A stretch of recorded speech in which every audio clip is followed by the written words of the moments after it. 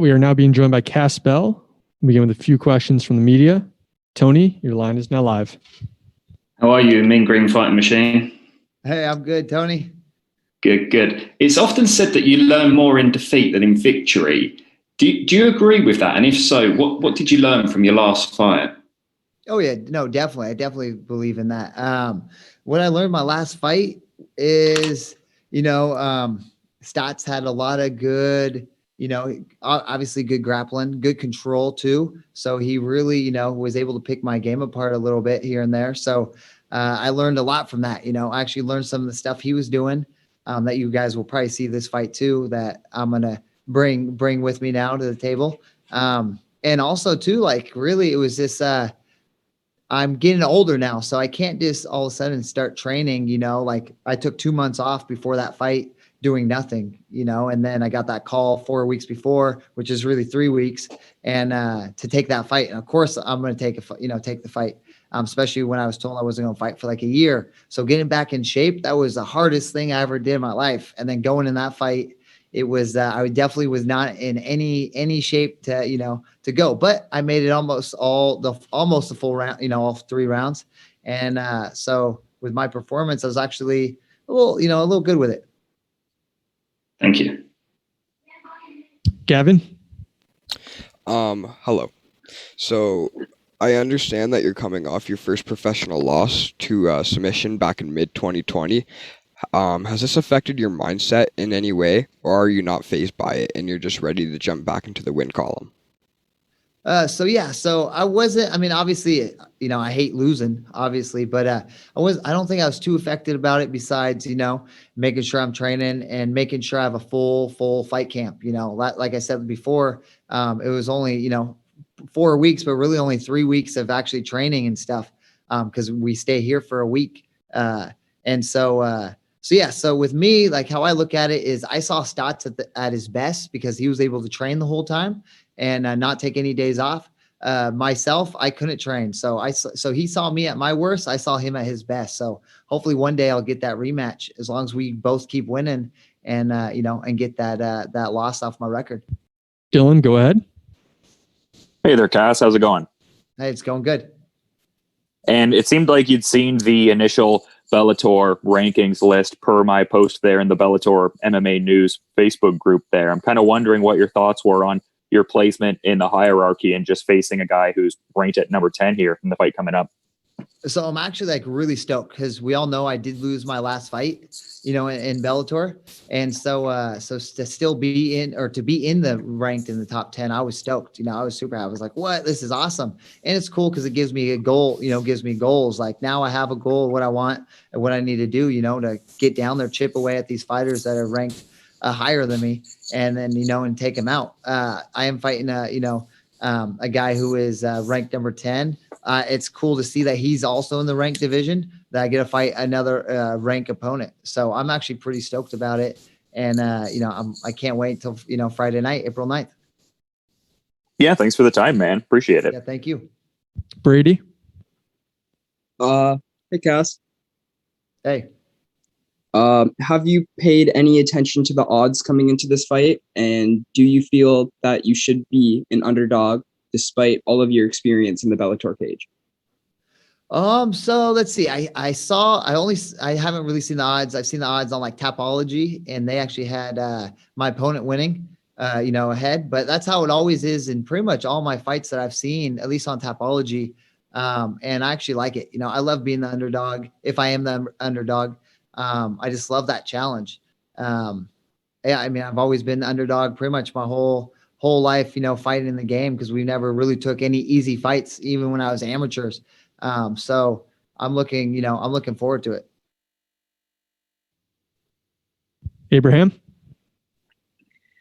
Hey, Cass, you mentioned in your last fight you didn't get to train the way you wanted to going into that contest. But for this fight, how has the training been and how has the training camp treated you?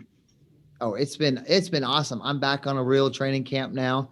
Obviously we still have COVID stuff, so we're still wearing masks and stuff like that. But this time, no days off and was able to train, for the full 2 months, really get back in shape. I feel great. I feel fast, feel quick. I was able to lift weights too. Last fight camp, there was no weightlifting. It was just trying to get my cardio on point. So it was just a lot of running. And then, like I said, I've never took 2 months off in my whole entire life before of training and fighting. I've took like 2 weeks off, but never 2 months. And as the older I get, I'm realizing I'm not young anymore. I have to, be in the gym nonstop. I have to, just do everything a little wiser now.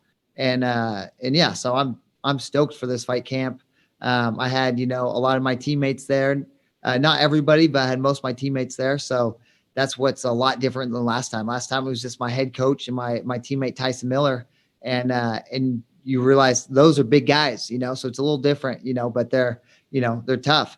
And so, but it's nice having more of my size guys there. They have a lot smaller, my guys have a lot smaller necks and all that good stuff. So this fight camp, I feel great, and I'm on weight, or, I'm getting my weight down, feels good. I've been eating, I'm doing a whole new kind of weight cut program, and I feel good.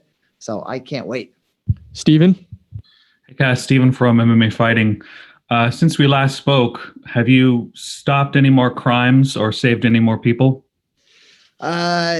So there's been some close calls, but yeah, everything's been good so far. I haven't had to, save anybody, or my girl hasn't had to help anybody out yet. Good.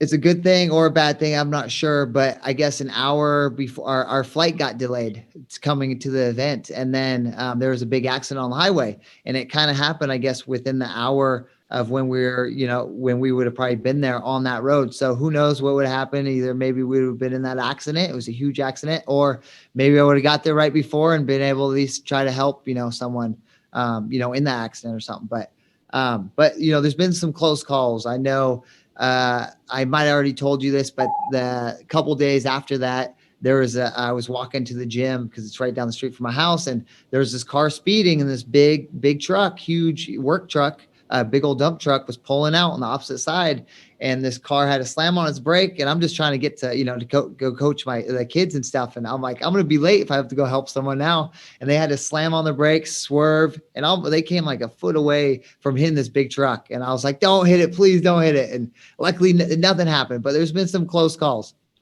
All right, good man. Head on a swivel. Hey, thank you. Yeah. Maria? Hi, Cass. Maria with the Throwing Bows podcast. How you doing today? Hey, I'm doing great. How are you doing, Maria? All right. Thank you so much for asking. So it appears, you've stated a couple of times that you felt really good in this camp. You had a really strong camp. But was there anything in particular in Lugo's skill set that you felt yourself really focusing on to prepare for this fight? Yeah, so he has a lot of good skills, he's good at controlling, especially on the fence and stuff, for his takedowns. He likes to, he likes to switch stances from orthodox to southpaw and stuff. And he has some, good, decent hands. So, I had to we focus on a lot of what he's good at. That's what we focus on. And then also what we focus on too is what he's weak at, what we see holes in his games and, stuff like that. But yeah. So definitely know how to work on, defense for getting taken down, because he loves to keep it standing, it looks like. And then also he loves to, get you on the fence and try to, break you down and get you down and try to control you. Awesome. And if you're able to pull out the victory this weekend, who would you like to see next in the rankings? Somebody had to ask it, so might as well be me. Yep. I was waiting for that. So, I'll fight any of them in the top 10. I'm down for that. I'm super excited. There is a, ranking division. So who I really want to fight, I definitely want my rematch with Stotts, but I want like 2 more fights before I do that, just to get my game back and just get everything, I have a lot of work to do, And so my next guy, I would love to fight James Gallagher. I don't think he's on my level, or I think it's going to be a good fight too at the same time. Just depends on where we keep it. On the ground, he's a good ground guy, but standing, I think he can't stand up with me. So I want to go for James, but there's a big list for Gallagher. Everybody wants to fight Gallagher. So who knows if that's going to happen. All right, Cass. Thanks for the time and good luck on Friday. Awesome. Thank you.